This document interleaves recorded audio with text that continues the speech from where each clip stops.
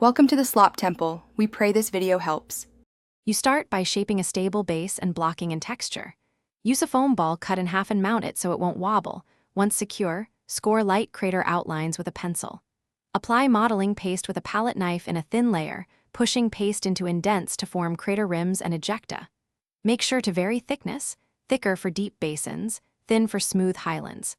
Let the paste skin over for 30 to 60 minutes before moving on so details hold.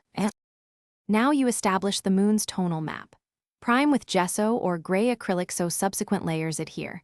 Once dry, lay a mid-gray base coat over the whole surface. Use a thin dark gray wash to sink into craters and seams. This creates immediate depth. After the wash dries, dribrush progressively lighter grays and a touch of off-white to highlight rims and highlands. Make short, directional strokes to suggest rough regolith. Blend subtly where transitions should be soft, and keep contrasts for readable three-dimensional form. Finish by sharpening contrasts and protecting your paint. Spotlight small crater rims and bright ejecta with a thinned white using a fine brush. Less is more, tiny specks sell realism.